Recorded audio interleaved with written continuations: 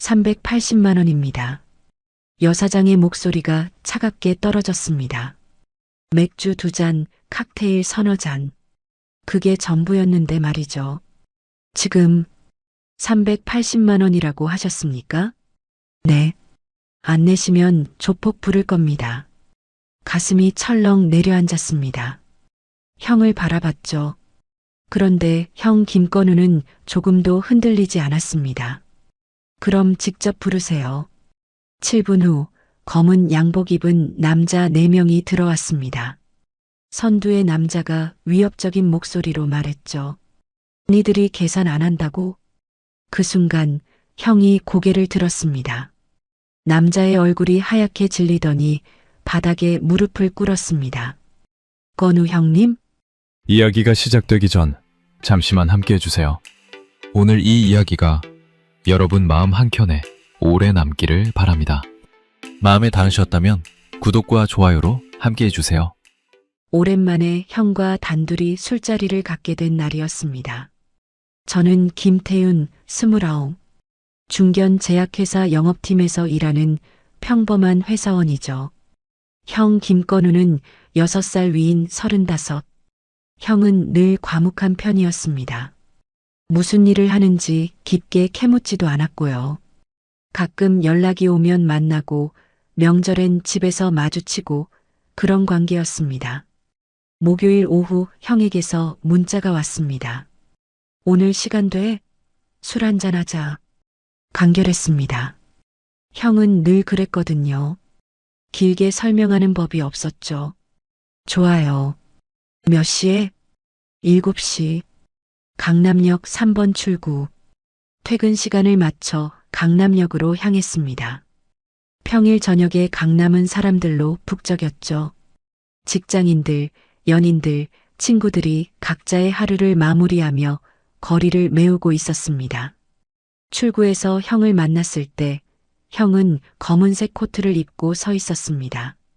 깔끔한 차림새였죠. 형은 언제나 단정한 편이었거든요. 형? 왔네. 형이 가볍게 웃으며 제 어깨를 두드렸습니다. 그 손길이 묵직했죠. 형은 늘 그런 식이었습니다.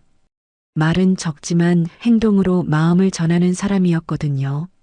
우리는 강남 뒷골목을 천천히 걸었습니다. 큰 대로를 벗어나자 조용한 거리가 나타났죠. 네온 사인이 깜빡이는 골목길, 고급스러운 간판들이 줄지어 있었습니다. 몇 분을 더 걸었습니다. 한적한 모퉁이에 검은색 간판의 단란주점 하나가 눈에 들어왔습니다. 간판엔 금색 글씨로 라비앙이라고 적혀 있었죠. 밖에서 봐선 조용하고 고급스러워 보였습니다. 형이 잠시 멈춰서더니 말했습니다. 여기 들어가 볼까?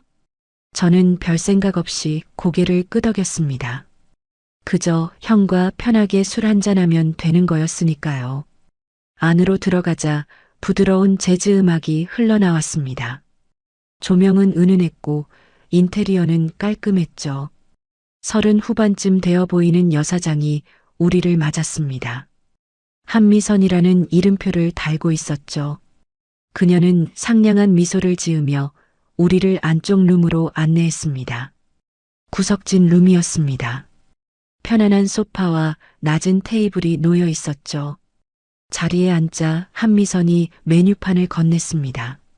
맥주 2잔이랑 안주 적당히 주세요. 형이 간단하게 주문했습니다. 한미선은 고개를 끄덕이며 미소를 지었죠. 그녀가 나가고 방 안엔 우리 둘만 남았습니다. 형이 담배를 꺼내 물었습니다. 요즘 회사 어때? 그냥 그렇죠. 영업이 다 비슷하잖아요.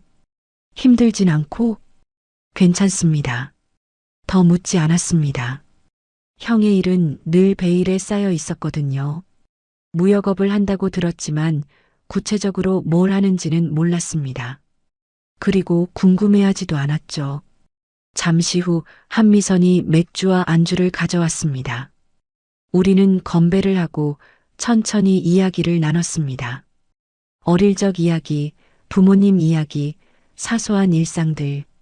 형은 말수가 적었지만 제 이야기는 잘 들어줬습니다. 시간이 흐르고 맥주 2잔이 비었습니다. 형이 한미선을 불러 칵테일 몇 잔을 더 주문했죠. 분위기는 무난했고 대화도 편했습니다. 그저 평범한 형제의 술자리였죠. 2시간쯤 지났습니다. 시계를 보니 밤 9시가 넘어 있었습니다. 형이 먼저 말했죠. 슬슬 나갈까? 네. 저는 한미선을 불렀습니다. 사장님 계산이요. 한미선이 미소를 지으며 다가왔습니다. 그녀는 손에 계산서를 들고 있었죠. 그 계산서를 테이블 위에 놓으며 말했습니다. 380만 원입니다. 순간 세상이 멈춘 것 같았습니다. 저는 계산서를 다시 봤습니다. 380만 원. 380만 원. 머릿속이 하얘졌습니다. 맥주 2잔, 칵테일 3-4잔, 간단한 안주 몇 가지. 아무리 계산해도 30만 원도 나오지 않을 주문이었는데 말이죠. 지금 380만 원이라고 하셨습니까? 목소리가 떨렸습니다. 한미선은 여전히 미소를 지은 채 고개를 끄덕였습니다. 그 미소가 이제는 소름 끼치게 느껴지더군요. 네, 380만 원입니다.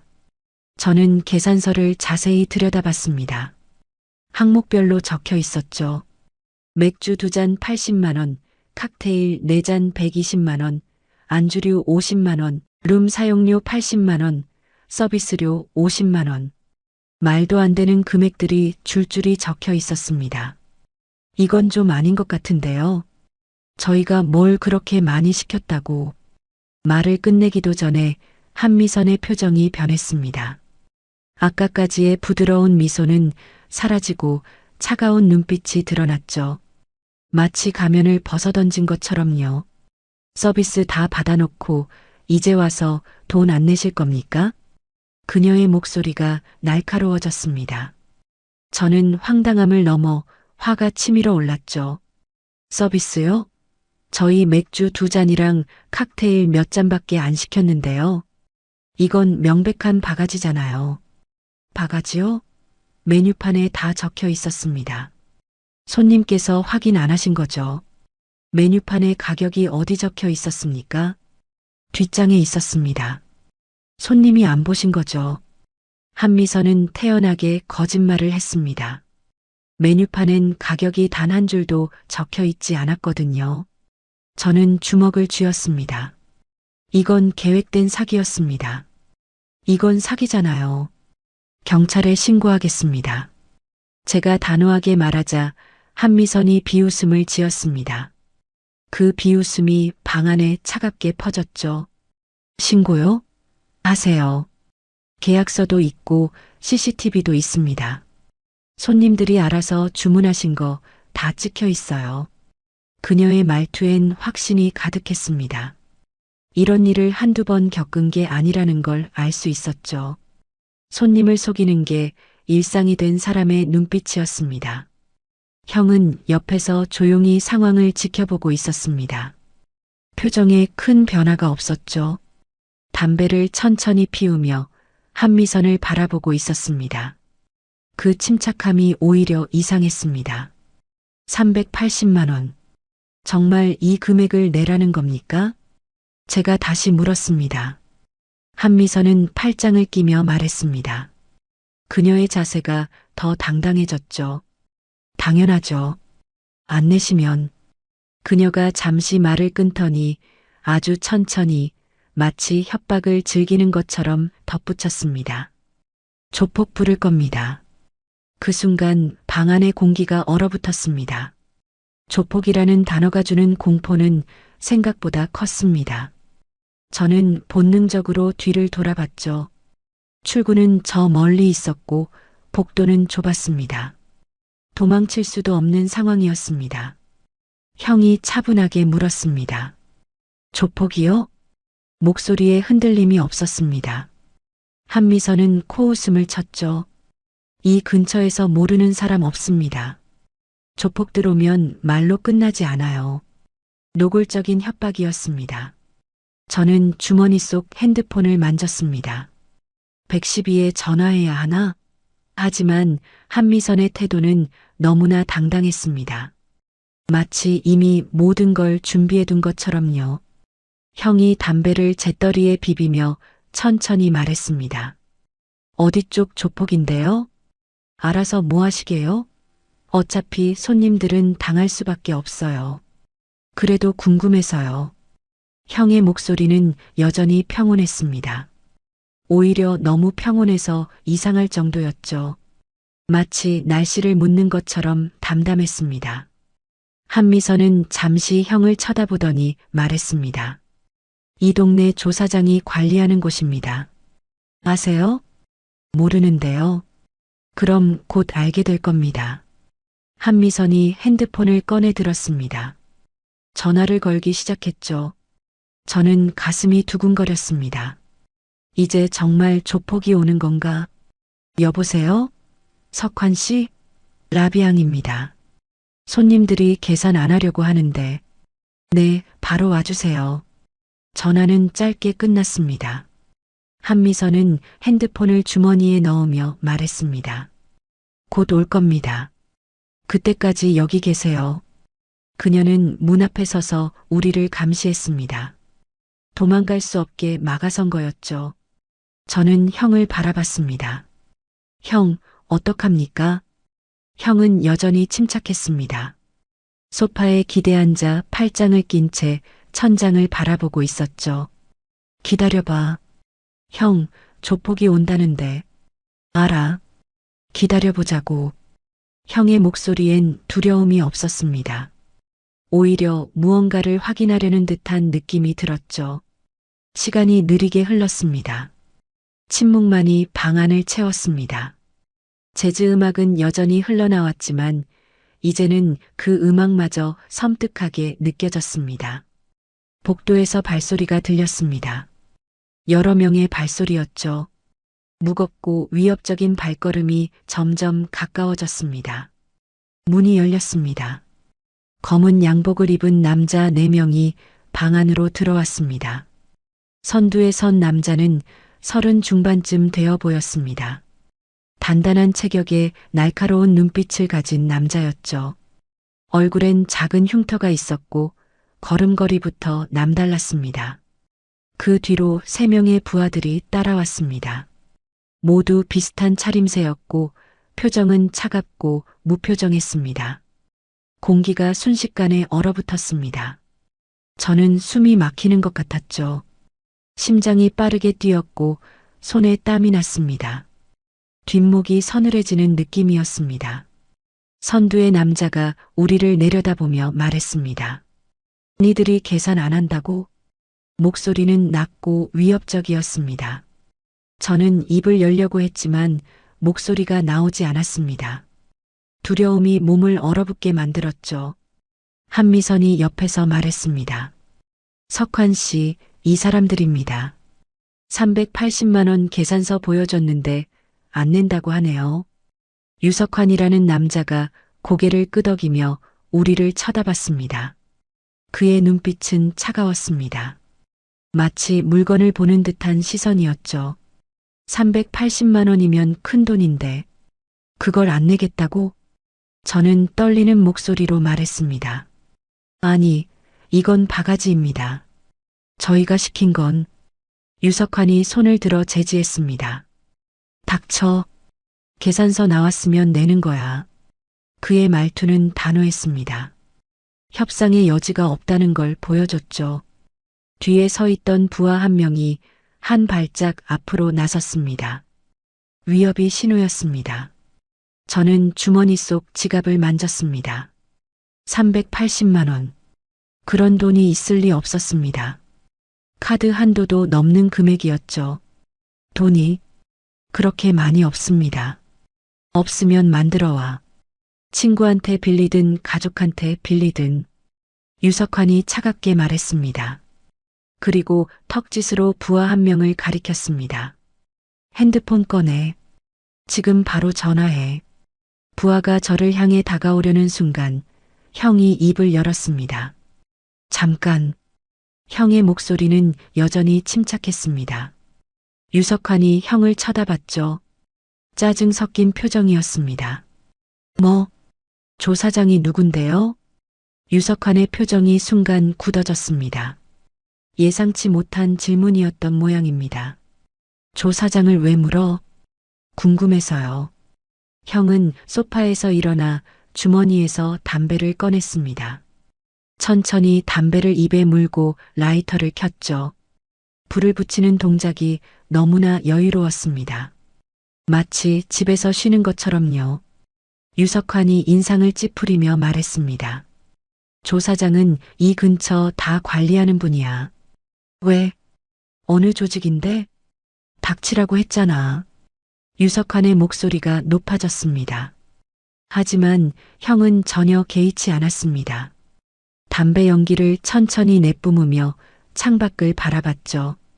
조 사장이 어느 조직 소속인지 알아야 내가 누구한테 얘기할지 정하죠. 그 말에 유석환의 얼굴이 변했습니다. 미간이 좁혀지고 눈빛이 날카로워졌죠. 뭔가 잘못 돌아가고 있다는 걸 느낀 모양이었습니다. 뭐라고? 지금 협박하는 거야? 협박이 아니라 확인입니다. 형의 태도는 여전히 담담했습니다. 오히려 유석환이 흔들리는 것 같았죠. 그는 잠시 형을 쳐다보더니 고개를 돌려 한미선을 봤습니다. 이 새끼 뭐야? 모르겠어요. 그냥 손님인데. 한미선도 당황한 것 같았습니다. 상황이 예상과 다르게 흘러가고 있었으니까요. 유석환은 다시 형을 쳐다보며 말했습니다. 야, 네가 무슨 배짱으로. 말을 끝내기도 전에 형이 담배를 내려놓고 천천히 고개를 들었습니다. 그리고 유석환을 똑바로 쳐다봤죠. 형과 유석환의 눈이 마주쳤습니다.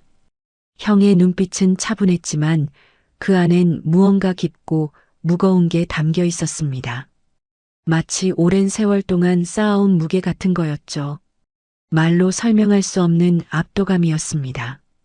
유석환이 형의 얼굴을 자세히 보더니 눈이 커졌습니다. 그의 입이 벌어지고 얼굴이 하얗게 질렸습니다. 마치 유령을 본 것처럼요. 형님? 건우 형님? 유석환의 목소리가 떨렸습니다. 확신에 찬 목소리가 아니라 두려움이 섞인 목소리였습니다. 방 안의 분위기가 순식간에 바뀌었습니다. 형은 아무 말도 하지 않았습니다. 그저 담배를 피우며 유석환을 바라봤을 뿐이었죠. 그 침묵이 오히려 더 무서웠습니다. 유석환의 얼굴이 점점 더 창백해졌습니다. 그리고 다음 순간 믿을 수 없는 일이 벌어졌습니다. 유석환이 바닥에 무릎을 꿇었습니다. 뒤따라온 부하들도 순식간에 무릎을 꿇었죠. 4명 전원이 고개를 숙였습니다. 아까까지 위협적이던 남자들이 순식간에 고개를 조아리는 모습이었습니다. 죄송합니다, 형님. 정말 몰라 뵀습니다. 유석환의 목소리는 완전히 달라져 있었습니다. 아까까지의 위협적인 태도는 사라지고 두려움과 공손함만 남아 있었죠. 저는 그 광경을 보며 입을 다물지 못했습니다. 무슨 일이 벌어지고 있는 건지 이해할 수 없었습니다. 한미선도 마찬가지였습니다. 그녀는 얼어붙은 표정으로 그 장면을 바라보고 있었죠. 형은 여전히 침착했습니다. 담배를 한 모금 더 빨고 천천히 연기를 내뿜었습니다. 조 사장한테 연락해. 네, 형님. 바로 연락드리겠습니다. 유석환이 떨리는 손으로 핸드폰을 꺼냈습니다. 유석환의 전화는 빠르게 연결됐습니다. 조 사장님, 저 석환입니다. 지금 라비앙에 계신 손님이. 그의 목소리는 계속 떨렸습니다. 형을 쳐다보며 말을 이었죠. 건우 형님이 여기 계십니다. 전화 너머에서 무슨 말인가가 들렸나 봅니다. 유석환의 얼굴이 더 창백해졌거든요. 핸드폰을 든 손이 눈에 띄게 떨렸습니다. 네, 알겠습니다. 바로 오신답니다. 전화를 끄는 유석환은 여전히 무릎을 꿇은 채 고개를 숙였습니다. 그의 부하들도 미동도 하지 않았죠. 마치 조각상처럼 굳어 있었습니다. 저는 형을 바라봤습니다.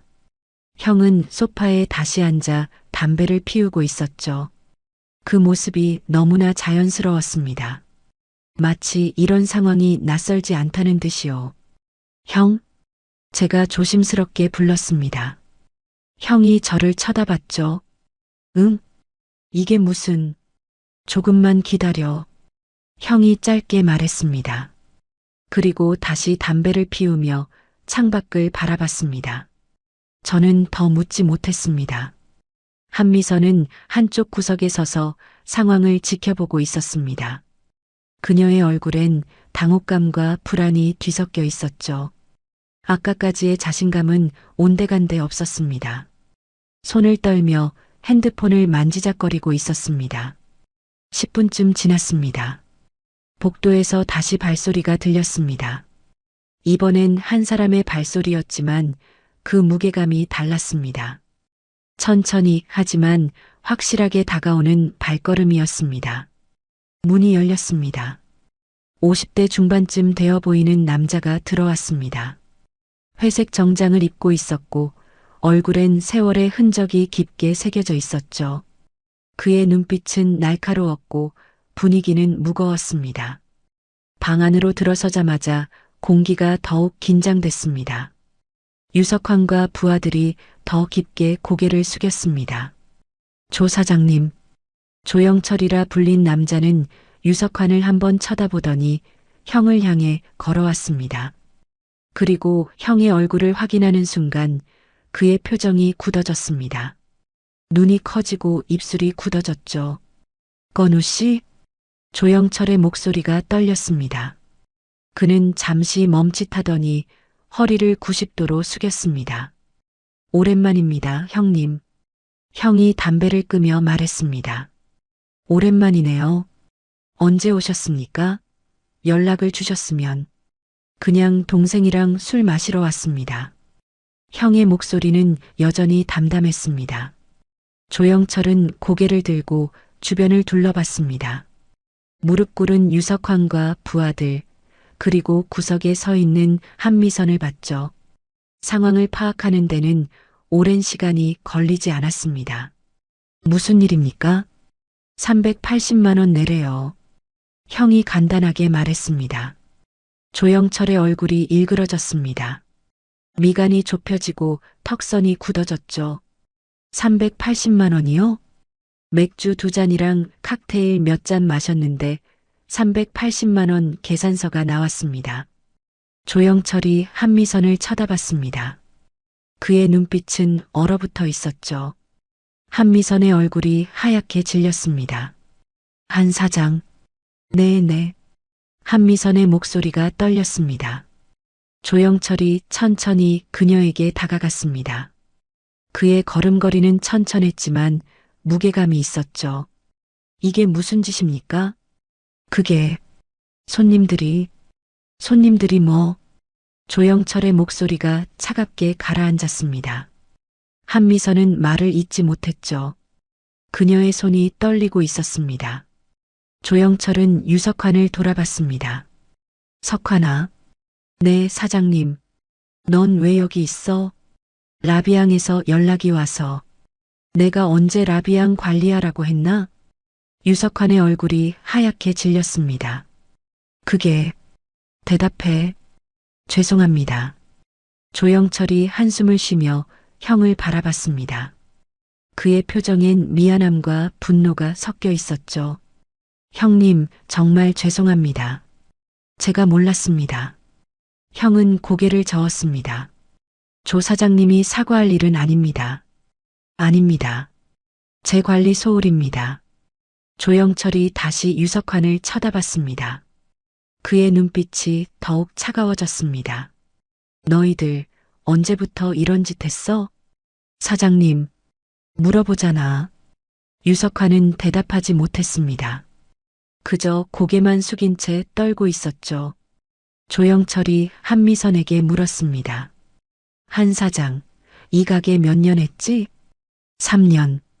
됐습니다. 3년 동안 이런 식으로 장사했어? 한미선은 대답하지 못했습니다. 조영철이 한숨을 쉬며 고개를 저었죠. 나한테 월세 내면서 내 이름 팔아서 바가지 장사한 겁니까? 죄송합니다. 죄송하다고 끝날 일이 아닙니다. 조영철의 목소리는 차가웠습니다. 그는 형에게 다시 고개를 숙였습니다. 형님, 이 일은 제가 확실하게 정리하겠습니다. 형이 고개를 끄덕였습니다. 알겠습니다. 여러분, 여기까지 이야기 잘 들으셨나요? 평범한 술자리가 순식간에 이런 상황으로 변할 줄 누가 알았겠어요? 형 김건우의 정체는 과연 뭘까요? 그리고 이 일은 어떻게 마무리될까요? 궁금하시죠? 그럼 다음 이야기도 계속 들어봐 주세요. 조영철이 핸드폰을 꺼내 전화를 걸었습니다. 태성아, 나야. 라비앙으로 와. 지금 바로. 전화는 짧았습니다. 조영철은 핸드폰을 주머니에 넣고 한미선을 쳐다봤습니다. 한 사장, 장부 다 가져와. 장부요? 그래. 3년치 장부 전부. 한미선의 얼굴이 하얗게 질렸습니다. 하지만 거부할 수 없었죠. 가져오라고 했어. 한미선은 떨리는 손으로 방을 나갔습니다. 잠시 후 두꺼운 장부 몇 권을 들고 돌아왔죠. 손에 힘이 없어서 장부가 흔들렸습니다. 조영철이 장부를 받아 펼쳐봤습니다. 한 페이지 한 페이지 넘기며 숫자들을 확인했죠. 그의 표정이 점점 굳어졌습니다. 눈빛이 차가워지고 턱선이 단단해졌습니다. 이게 뭡니까? 한 달에 손님 5팀도 안 받았잖아. 손님이 적어서, 그래서 바가지 씌운 거지? 한미선은 고개를 숙였습니다. 변명의 여지가 없었죠. 조영철이 장부를 탁자 위에 던지며 말했습니다. 장부가 탁자에 부딪히는 소리가 방 안에 울렸습니다. 한 팀당 평균 250만 원씩 받았네. 이게 장사야, 사기야? 그 순간 문이 열리며 한 남자가 들어왔습니다. 30 초반쯤 되어 보이는 단정한 인상의 남자였죠. 그는 조영철에게 고개를 숙였습니다. 부르셨습니까, 사장님? 태성아, 이 가게 폐업 절차 밟아. 네. 한태성이라 불린 남자가 놀란 표정을 지었습니다. 조영철은 단호하게 말했죠. 지금 당장 영업정지 신고하고 월세 계약 해지해. 조영철의 말에 한미선이 비명을 질렀습니다. 사장님, 제발 한 번만 봐주세요. 봐줘? 내 이름 팔아서 사기친 걸 봐줘? 다시는 안 그러겠습니다. 정말입니다. 넌 기회 없어. 조영철은 단호했습니다. 한태성이 고개를 끄덕이며 장부를 챙겼죠. 피해자 명단 확인해서 다 연락해. 환불 처리하고. 알겠습니다. 그리고 석환이랑 그 일당들 오늘부터 출입 금지야. 네, 사장님. 한태성이 한미선을 쳐다보며 말했습니다. 한 사장님, 내일까지 이 가게 비우세요. 한미선은 주저앉으며 울기 시작했습니다. 하지만 조영철은 전혀 동요하지 않았죠. 그의 표정은 단단했습니다. 형이 담배를 꺼내 물며 조용히 말했습니다. 조 사장님. 네, 형님. 유석환은 원래 어느 조직이었습니까? 조영철의 얼굴이 어두워졌습니다. 저희 밑에 있었습니다. 3년 전에 나간 놈입니다. 왜 나갔습니까? 말썽이 많아서 정리했습니다. 그런데 제 이름을 팔면서 이런 짓을 하고 있었네요. 형이 고개를 끄덕였습니다. 그럼 유석환이 다른 조직이랑 연결된 건 아니군요? 아닙니다. 혼자 놀던 놈입니다. 확실합니까? 네, 형님. 제가 확인했습니다. 형은 잠시 생각하더니 말했습니다. 그럼 이 일은 여기서 끝냅시다. 형님, 유석환한테 경고만 확실히 해주세요. 다시는 사람 이름 팔지 말라고. 조영철이 고개를 숙였습니다. 알겠습니다, 형님. 형이 저를 쳐다보며 말했습니다. 태윤아, 나가자. 응. 저는 일어났습니다. 머릿속이 복잡했지만 형을 따라 밖으로 나왔죠. 복도를 걷는데 조영철이 뒤따라왔습니다. 형님, 차라도 한잔 하시죠. 괜찮습니다. 오늘은 그냥 가려고요. 그래도 다음에 봅시다. 형의 말은 단호했습니다. 조영철은 더 이상 붙잡지 않았죠. 알겠습니다. 조심히 들어가세요. 우리는 가게를 나왔습니다. 차가운 밤 공기가 얼굴을 스쳤죠. 저는 형을 따라 걸으며 물었습니다. 형, 도대체 뭡니까? 형이 누군데 저 사람들이 저렇게. 형이 담배를 피우며 말했습니다. 그냥 옛날에 알던 사람들이야. 옛날에 알던 사람? 응. 그게 무슨. 나중에 얘기해 줄게. 형은 더 이상 말하지 않았습니다. 저는 더 묻지 못했습니다. 하지만 한 가지는 확실했습니다.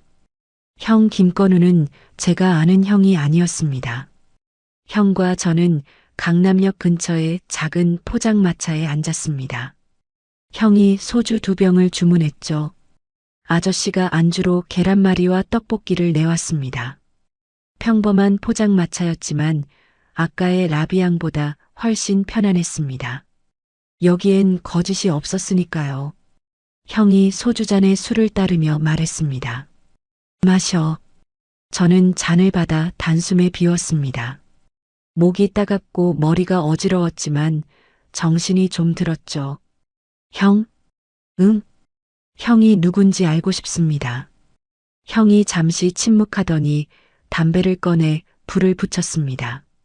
연기를 천천히 내뿜으며 멀리 하늘을 바라봤습니다. 나도 그냥 사람이야. 그냥 사람이 저렇게 대접받진 않잖아요. 옛날 일이야. 형의 목소리는 무거웠습니다. 그 무게감이 전해져 왔죠. 저는 소주를 한 잔 더 따르며 물었습니다. 조 사장이라는 사람은 누구입니까? 강남 일대 관리하는 사람이야.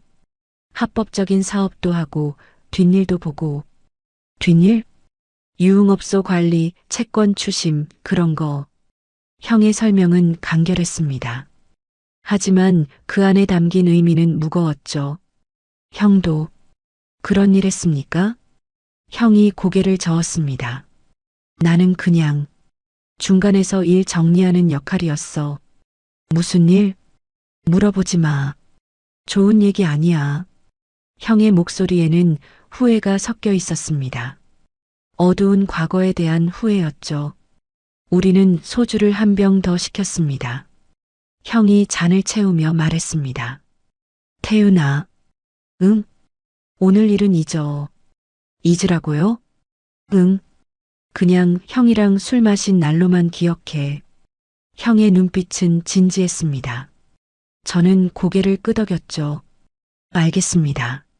그리고 다시는 저런 데 가지 마. 저런 데? 뒷골목 술집. 바가지 씌우는 데 많아. 형이 계란말이를 한 입 먹으며 말했습니다. 요즘도 많나요? 많지. 특히 강남, 홍대, 이태원. 관광객이랑 젊은 애들 타겟으로 하거든. 어떻게 압니까? 듣기만 해도 알아. 조직 사람들이 얘기하니까. 형의 말투는 담담했습니다. 마치 일상적인 대화처럼요. 저는 소주를 한 잔 더 마시며 물었습니다. 형, 지금도 그쪽 일합니까? 아니. 손 뗐어. 언제요? 5년 전쯤. 그럼 지금은 뭐 하세요? 무역업. 진짜 무역업? 형이 쓴웃음을 지었습니다. 진짜 무역업이야. 중국이랑 동남아에서 의류 들여오는 일이야. 그럼 완전히 손 뗀 겁니까? 응, 완전히. 형이 담배를 끄며 말했습니다. 근데 옛날 인연은 안 끊기더라. 조 사장 같은 사람들은 아직도 나를 형님이라고 부르거든. 왜죠? 내가 옛날에 그 사람들 챙겨줬으니까. 돈 빌려주고 문제 생기면 해결해주고. 형의 목소리는 담담했지만 그 안에는 복잡한 감정이 섞여 있었습니다. 후회하십니까? 후회. 형이 잠시 생각하더니 말했습니다. 후회하지. 많이. 근데 어쩔 수 없었어. 그때는 그게 살 길이었으니까. 힘드셨겠네요. 응. 힘들었어. 형이 소주를 한 잔 비우며 말했습니다. 태윤아, 너는 절대 그런 길 가지 마. 네. 회사 다니는 게 힘들어도 그게 정상이야. 뒷길은 정상이 아니야. 형의 충고는 진심이었습니다. 저는 고개를 끄덕이며 대답했죠. 알겠습니다, 형. 우리는 소주 2병을 다 비우고 포장마차를 나왔습니다. 형이 택시를 잡으며 말했습니다. 집까지 데려다 줄게. 괜찮습니다, 형. 아니야. 오늘은 내가 데려다 줄게. 형의 고집은 세었습니다. 저는 거절하지 않았습니다. 택시 안에서 형이 말했습니다. 태윤아. 응? 오늘 고마웠어. 뭐가요? 형이랑 술 마셔줘서. 저는 웃으며 대답했습니다. 형이 더 고마웠습니다. 저 구해줘서. 형이 제 어깨를 두드렸습니다. 그 손길이 따뜻했죠. 택시는 밤거리를 달렸습니다. 창밖으로 서울의 야경이 지나갔죠. 일주일이 지났습니다. 저는 회사에서 평범한 일상을 보냈죠. 영업 미팅, 보고서, 작성, 동료들과의 점심. 하지만 머릿속에선 그날 밤의 일이 계속 맴돌았습니다. 형 김건우는 도대체 누구였을까요? 조폭들이 무릎 꿇는 사람. 하지만 지금은 평범한 무역업을 하는 사람. 목요일 오후 형에게서 전화가 왔습니다. 태윤아, 나야. 네, 형. 저번 일 말인데. 다 정리됐어. 무슨 일이요? 라비앙 폐업했어. 그리고 유석환이랑 그 일당들도 정리됐고. 형의 목소리는 담담했습니다. 정리됐다는 게 무슨 뜻입니까? 조 사장이 경고했대. 다시는 사람 이름 팔지 말라고. 안 그러면 진짜 조직에서 움직인다고. 그래서요? 유석환이 서울 떠났대. 지방으로 내려갔다더라. 저는 안도의 한숨을 쉬었습니다. 다행이네요. 응. 그리고 한미선 여사장도 고소당했어. 누가요? 다른 피해자들이. 조 사장이 피해자 명단 확인해서 연락했거든. 환불 처리하고 고소 진행한대. 그럼 형사처벌 받는 겁니까? 아마 사기죄로. 전화를 끊고 저는 컴퓨터 앞에 앉았습니다. 뉴스를 검색했죠. 라비앙 폐업이라고 쳤더니 기사가 떴습니다. 강남 일대 바가지 술집 적발, 피해자 다수. 기사를 읽어보니 라비앙 외에도 비슷한 술집들이 여럿 적발됐더군요. 조영철이 움직인 거였습니다. 라비앙 사건을 계기로 강남 일대를 정리한 거죠. 저는 형에게 다시 전화를 걸었습니다. 형, 뉴스 봤습니다. 응. 조 사장이 강남 일대 정리했네요. 그래. 내가 부탁했어. 형이요? 응. 라비앙 같은 데가 얼마나 더 있는지 확인해 달라고. 형의 목소리는 담담했지만 그 안에는 책임감이 담겨 있었습니다. 왜요? 그냥 다른 사람들이 피해 안 당하게. 저는 형의 마음을 알 것 같았습니다. 형은 과거의 인연을 좋은 방향으로 쓰려고 했던 거죠. 형, 고맙습니다. 뭐가? 그냥 좋은 형 둬서. 형이 웃었습니다. 너도 좋은 동생이야. 며칠 후 저는 회사에서 승진 소식을 들었습니다. 대리에서 과장으로. 작은 승진이었지만 저에겐 큰 의미였죠. 퇴근 후 형에게 전화를 걸었습니다. 형, 저 승진했습니다. 진짜? 축하해. 고맙습니다. 형이랑 축하술 마시고 싶은데요. 좋아. 언제? 이번 주말. 오케이. 근데 이번엔 내가 장소 정할게. 왜요? 라비앙 같은데 안 가려고. 형의 말에 저는 웃었습니다. 알겠습니다. 주말 형과 저는 홍대 근처의 조용한 이자카야에서 만났습니다. 형이 정한 곳이었죠. 깔끔하고 가격도 정직한 곳이었습니다. 메뉴판엔 모든 가격이 명확하게 적혀 있었죠. 우리는 사케를 마시며 이야기를 나눴습니다. 회사 얘기, 승진 얘기, 미래 계획. 형이 잔을 들며 말했습니다. 태윤아, 앞으로 더 잘 될 거야. 형도요. 나는 이미 충분해. 지금처럼만 살면 돼. 형의 얼굴엔 평온함이 담겨 있었습니다. 과거의 그림자는 여전히 남아 있었지만 형은 그걸 극복하려 노력하고 있었죠. 형, 하나만 물어봐도 됩니까? 뭐? 조 사장이 형을 형님이라고 부르는 이유가 뭡니까? 형이 잠시 생각하더니 말했습니다. 옛날에 내가 조직에서 꽤 높은 위치에 있었어. 얼마나요? 수장 바로 아래. 저는 놀라서 입을 다물지 못했습니다. 형이 쓴웃음을 지으며 말했습니다. 근데 그게 자랑스러운 건 아니야. 그냥 어쩌다 보니 그렇게 된 거지. 왜 그만두셨습니까? 정신 차렸어. 그 길은 끝이 없더라. 계속 가다 보면 죽거나 감옥 가거나. 형의 목소리는 진지했습니다. 그래서 손 뗐어. 깨끗하게. 힘들지 않으셨습니까? 힘들었지. 근데 안 그러면 계속 그 굴레에 갇혀 있을 것 같았어. 형이 사케를 한 잔 비우며 말했습니다. 태윤아, 사람은 변할 수 있어. 과거가 어땠든 지금을 잘 살면 돼. 저는 고개를 끄덕였습니다. 알겠습니다, 형. 한 달이 지났습니다. 라비앙 사건은 완전히 정리됐고 한미선 여사장은 사기죄로 징역 1년을 선고받았습니다. 집행유예였지만 그녀의 인생은 완전히 무너졌죠.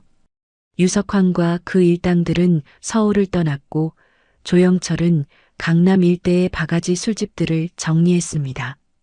합법적인 방식으로 경찰과 협력해서요. 형은 여전히 무역업을 하고 있었고 저는 과장으로 승진한 후 새로운 프로젝트를 맡았습니다. 일은 바빴지만 보람이 있었죠. 어느 토요일 오후 형에게서 문자가 왔습니다. 오늘 저녁에 집에 놀러와. 밥 해줄게. 형의 집에 간 건 몇 년 만이었습니다. 형은 성수동의 작은 오피스텔에 살고 있었죠. 깔끔하고 단정한 집이었습니다. 형이 저녁을 준비하는 동안 저는 거실에 앉아 주변을 둘러봤습니다. 벽에는 가족 사진 몇 장이 걸려 있었고 책장에는 경제 서적들이 꽂혀 있었죠. 평범한 사람의 집이었습니다. 형이 식탁에 음식을 차리며 말했습니다. 먹자. 형이 직접 만드신 겁니까? 응. 김치찌개랑 제육볶음. 우리는 밥을 먹으며 이야기를 나눴습니다. 일상적인 대화였지만 편안했습니다. 과거의 무게는 여전히 있었지만 우리는 그걸 딛고 앞으로 나아가고 있었죠. 식사를 마치고 형이 커피를 내왔습니다. 우리는 소파에 앉아 커피를 마셨죠. 태윤아. 네. 저번 일 이후로 뭔가 달라진 거 있어? 달라진 거요? 응. 세상 보는 시각이나 그런 거. 저는 잠시 생각했습니다. 사람들이 다 각자의 사연이 있다는 걸 알게 됐습니다. 어떤? 형도 그렇고 조 사장도 그렇고 다 자기 방식으로 살아가고 있잖아요. 형이 고개를 끄덕였습니다. 맞아. 사람은 다 복잡해. 형은요? 뭔가 달라진 거 있습니까? 형이 웃으며 말했습니다. 나는 동생이 자랑스럽다는 걸 다시 느꼈어. 왜요? 그 상황에서 침착하게 대처했잖아. 패닉 안 하고. 형이 있어서 그랬습니다. 아니야. 넌 원래 그런 애야. 형의 칭찬에 저는 쑥스러웠습니다. 커피를 한 모금 마시며 말했습니다. 형, 앞으로도 가끔 이렇게 만납시다. 당연하지. 우리 형제잖아. 형이 제 어깨를 두드렸습니다. 그 손길이 따뜻했죠. 해가 지고 저는 형의 집을 나왔습니다. 골목길을 걸으며 하늘을 올려다봤습니다. 별이 보였죠? 서울에서 별을 보는 건 드문 일이었습니다. 저는 생각했습니다. 인생은 예측할 수 없다는 것. 평범한 술자리가 그런 사건으로 이어질 줄 누가 알았겠습니까? 하지만 그 사건을 통해 저는 형을 더 깊이 이해하게 됐죠. 형 김건우는 과거에 어두운 길을 걸었지만 지금은 그 길에서 벗어나려 노력하는 사람이었습니다. 그리고 과거의 인연을 좋은 방향으로 활용하는 사람이었죠. 저는 지하철역으로 걸어가며 핸드폰을 꺼냈습니다. 형에게 문자를 보냈죠. 오늘 고마웠습니다, 형. 밥 맛있었어요. 곧 답장이 왔습니다. 키읔키읔 다음엔 내가 사. 승진했으니까. 저는 웃으며 답장을 보냈습니다. 오케이. 다음엔 제가 살게요. 지하철을 타고 집으로 가는 동안 저는 창밖을 바라봤습니다. 서울의 야경이 지나갔죠. 수많은 불빛들, 수많은 사람들, 수많은 이야기들. 저는 깨달았습니다. 세상은 복잡하지만 그 안에서 우리는 각자의 방식으로 살아간다는 것. 형은 형대로, 저는 저대로. 그리고 가장 중요한 건 우리가 형제라는 것. 서로 다른 세계에 있어도 그 관계는 변하지 않는다는 것. 집에 도착해 침대에 누웠습니다. 피곤했지만 마음은 편안했죠. 핸드폰을 보니 형에게서 또 문자가 와 있었습니다. 태윤아, 너 덕분에 내가 다시 힘낼 수 있었어. 고마워. 저는 답장을 보냈습니다. 형도 고맙습니다. 좋은 형이어서. 핸드폰을 내려놓고 눈을 감았습니다. 그날 밤 저는 편안하게 잠들었죠. 며칠 후 조영철로부터 연락이 왔다는 소식을 형에게 들었습니다. 강남 일대 정리가 끝났고 이제는 합법적인 사업에만 집중한다고 했대요. 형은 그 말을 듣고 안도의 한숨을 쉬었다고 했습니다.